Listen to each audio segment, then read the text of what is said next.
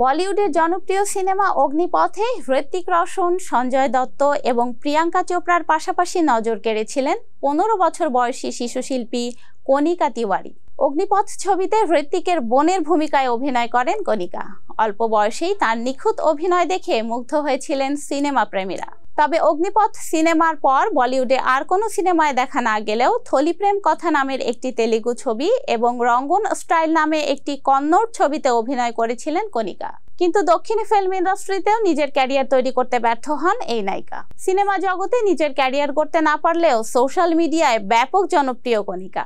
এই বয়সেই কণিকার ফলোয়ার্স সংখ্যা 58,000-এর গণ্ডি পার করেছে। তবে সোশ্যাল মিডিয়ায় অগ্নিপথের সেই শিশু শিল্পীর চেহারার এই বদল দেখে চমকে গিয়েছেন তার অনুরাগীরাও। তবে অনেকেই হয়তো জানেন না, হৃতিকের এই বোন হিন্দি সিরিয়ালের জনপ্রিয় নায়িকা দিবাঙ্কা ত্রিপাঠীর তুতো বোন হন। বলিপাড়ার সূত্রে খবর, দীপক সিসোদিয়ার পরিচালনায় মন্নু और মুন্নি কি শাদি নামের একটি হিন্দি ছবিতে অভিনয় করতে দেখা যাবে এই তারকাকে। কণিকার পাশাপাশি অভিনয় করবেন শ্রেয়স তালপাড়ে এবং রাজপাল যাদবের মতো তারকারা।